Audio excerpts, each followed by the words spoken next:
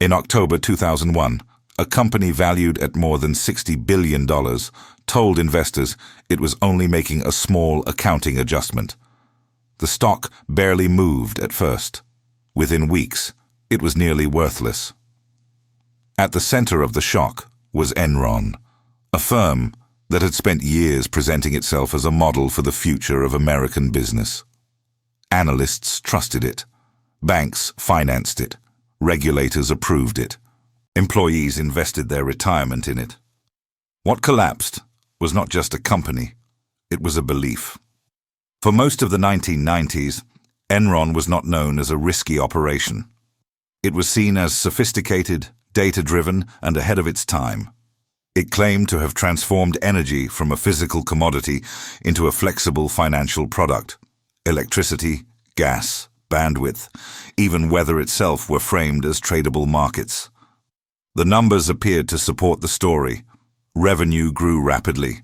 Market capitalization soared.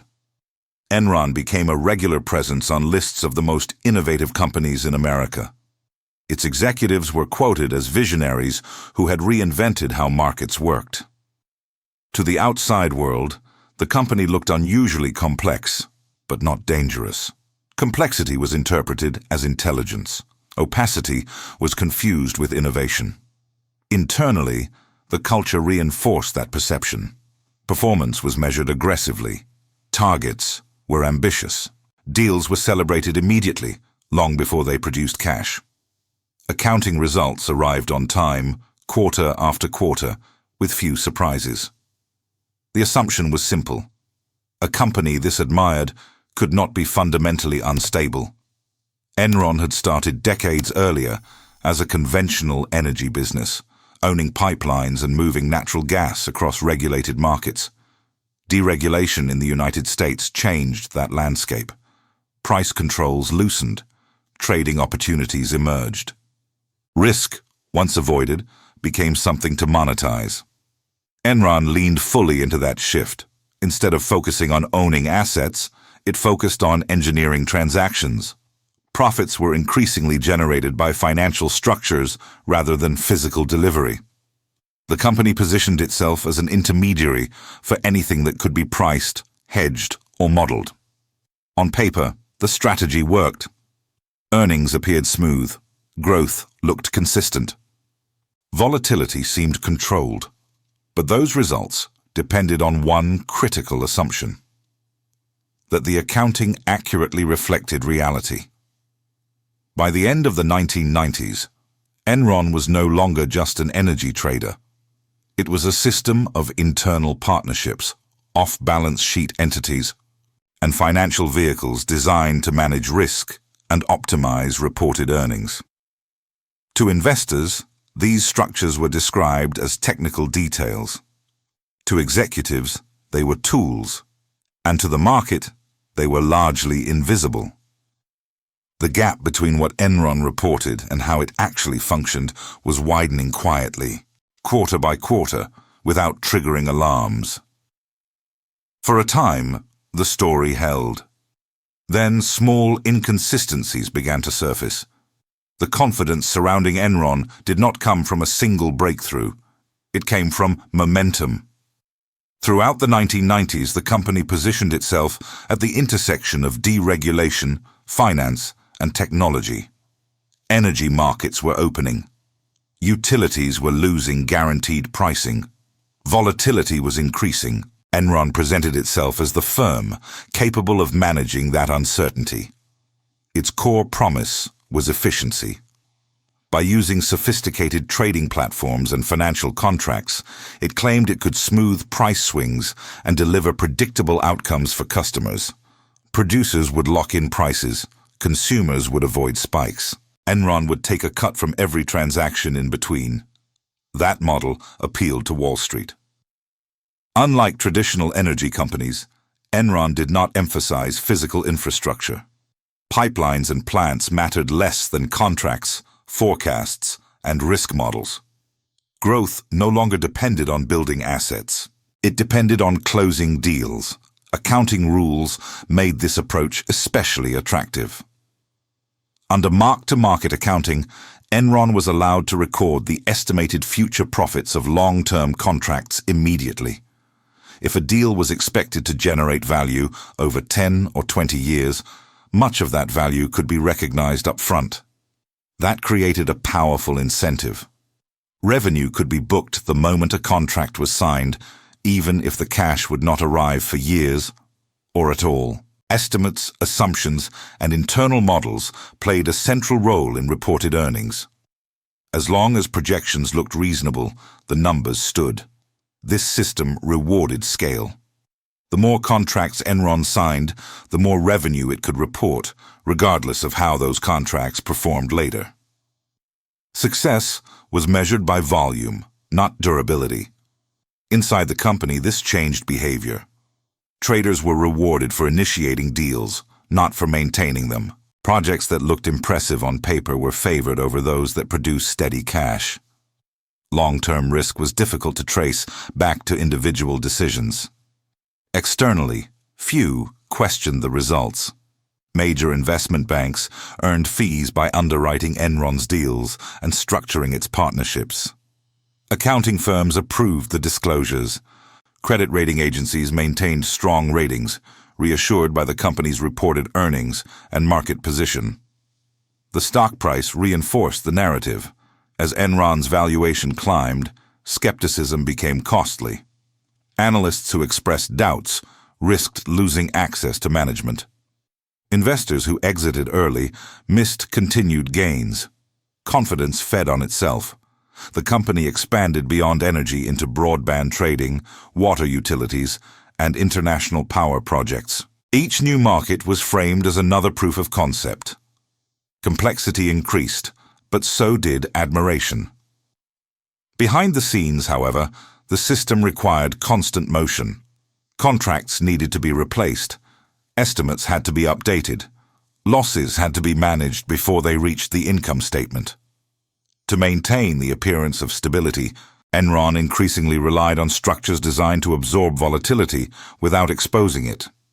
At first, those structures looked temporary. Later, they became essential. The core decision that defined Enron's trajectory was not a single fraudulent act. It was a strategic commitment to a system that blurred the line between risk management and risk concealment. As trading volumes grew, so did exposure. Some contracts performed worse than expected. Others moved against market assumptions. Under mark-to-market accounting, those losses should have flowed directly into earnings. Instead, the company looked for ways to isolate them. The solution came in the form of special-purpose entities. These were legally separate partnerships designed to hold assets or liabilities away from the main balance sheet. In theory, they allowed companies to share risk with outside investors. In practice, Enron used them to move losses out of sight. These entities were structured to appear independent, but many were capitalized with Enron's stock or guaranteed by Enron itself. If asset values declined, the partnerships were supposed to absorb the damage. As long as the stock price held, the system worked. This approach seemed reasonable to those designing it. Energy markets were volatile. Hedging was necessary. Complex financial engineering was common among large institutions. The structures complied with the letter of existing accounting rules, which focused more on formal ownership than economic substance. Executives believed they were managing timing, not falsifying results.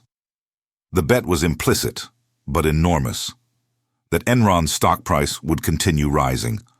As long as the stock remained strong, the special entities could cover losses, repay obligations, and remain off the balance sheet.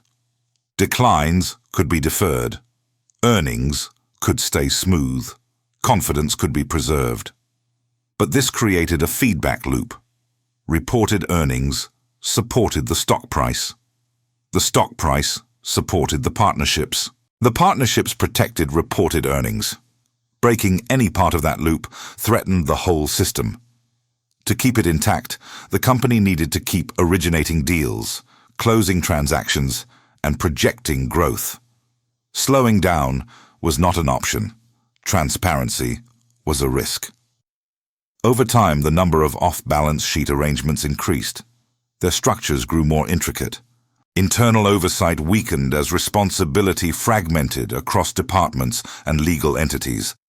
What had started as a risk management technique became a dependency, and that dependency quietly set the conditions for collapse. The first signs of strain did not appear as headlines or investigations. They appeared as internal pressure.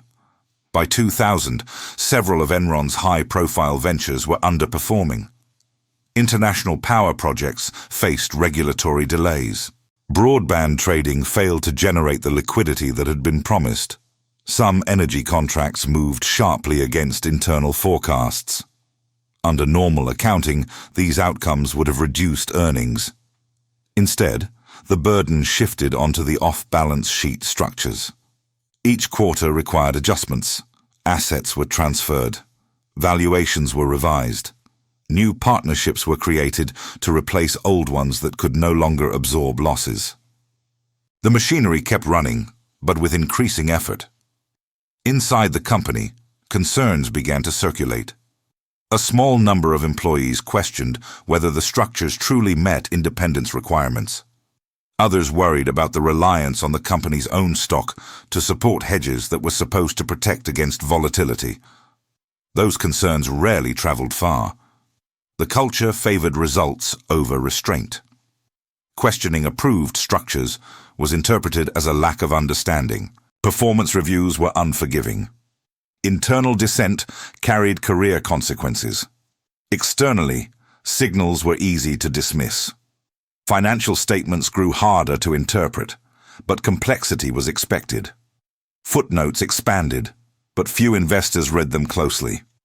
As long as earnings targets were met, explanations were accepted. Then the stock price began to stall. In early 2001, Enron's valuation stopped climbing. Market enthusiasm cooled.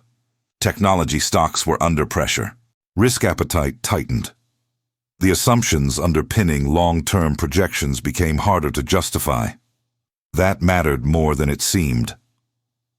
Many of the off-balance sheet entities depended on Enron shares maintaining a minimum value. If the stock fell too far, guarantees would trigger. Obligations would return to the main balance sheet. Internally, this was understood. What had once been a buffer now looked fragile. Attempts were made to stabilize confidence. Executives reassured analysts. New deals were announced. Accounting adjustments were framed as routine. The system still appeared intact. But the margin for error was narrowing, and the company no longer controlled the one variable that mattered most. The turning point came in the fall of 2001, when a problem that had been managed internally became visible to the market. In October, the company announced a reduction in shareholder equity of more than $1 billion. The explanation pointed to accounting adjustments tied to partnerships that were being unwound. For analysts, the disclosure was difficult to pass. The charge was framed as technical. No cash was said to be leaving the business. Management insisted the core operations were strong. But the size of the adjustment raised questions that had been avoided for years. Within days, those questions accelerated. Credit rating agencies began reviewing the company's debt. Counterparties asked for additional collateral. Trading partners reassessed their exposure. The mechanisms that relied on trust started to tighten. Then the stock price fell sharply. That decline triggered clauses embedded in the off-balance sheet structures. Guarantees became enforceable. Liabilities that had been kept at a distance moved back onto the balance sheet almost at once. What had been abstract became immediate. Losses could no longer be deferred. Cash requirements increased. Liquidity, once assumed, became uncertain. The company was forced to explain arrangements that few outside the organization fully understood. Confidence eroded faster than management could respond.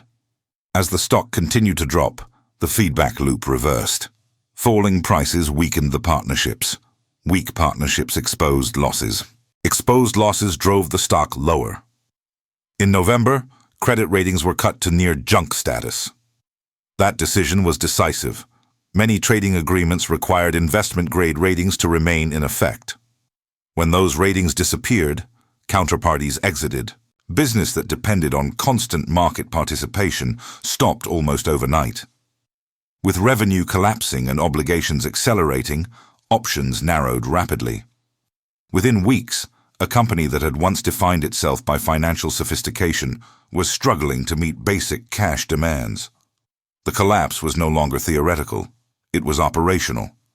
The consequences unfolded with unusual speed. As liquidity evaporated, Enron attempted to negotiate emergency financing. Talks were held with banks and potential buyers. A merger proposal briefly emerged, then collapsed under scrutiny as the scale of the liabilities became clearer. Employees watched the situation deteriorate in real time. Trading floors emptied, projects were halted, access to internal systems was restricted. Thousands of workers, many of whom held company stock in retirement accounts, saw their savings decline alongside the share price. In early December 2001, Enron filed for bankruptcy protection. At the time, it was the largest corporate bankruptcy in U.S. history. Billions of dollars in shareholder value were erased. Creditors faced substantial losses. Pension funds and individual investors absorbed the damage. The company's auditor severed ties, then became the subject of its own legal crisis. Regulatory response followed. Congress opened hearings. The Securities and Exchange Commission launched investigations. Internal documents were subpoenaed. Emails and accounting records revealed how extensively the off-balance sheet structures had been used to manage reported results. Criminal charges were filed against senior executives. Some convictions were later overturned on appeal. Others stood. Civil settlements reached into the hundreds of millions of dollars. The fallout extended beyond the company itself. Accounting standards were revised. Oversight requirements tightened. Trust in reported earnings, especially for complex financial firms, weakened across the market. For a brief period, the mechanisms that had enabled Enron's growth became a symbol of systemic failure. But the business itself no longer existed to respond. Its assets were sold, its operations dismantled. Its name became shorthand for collapse. What remained was the record. In the years that followed, Enron ceased to operate as a company, but its presence did not disappear. The bankruptcy process stretched on for more than a decade. Assets were liquidated, claims were contested, distributions were made in stages. What had once been a highly interconnected trading business was reduced to legal proceedings and accounting reconciliations. Former executives moved on in different directions. Some remained tied up in litigation. Others faded from public view. The brand itself was never revived. The name became a reference point rather than an enterprise. Markets adjusted. Financial disclosures grew longer. Off-balance sheet arrangements attracted greater scrutiny. Analysts became more cautious about companies whose profits depended heavily on internal models and assumptions. Yet complexity did not vanish. Energy trading continued. Financial engineering evolved. Risk was still transferred through structures few outsiders fully understood. The tools changed, but the incentives remained familiar. Enron's collapse did not arrive with a single revelation or a dramatic confession. It emerged slowly, through accumulated decisions that made sense in isolation and proved fatal in combination. For years, the numbers appeared stable. The mechanisms held. Confidence remained intact, until it didn't. What ended in bankruptcy began as a promise of control over uncertainty. And long after the company disappeared, the question it raised quietly stayed behind. How much of what markets trust is built on what they cannot see?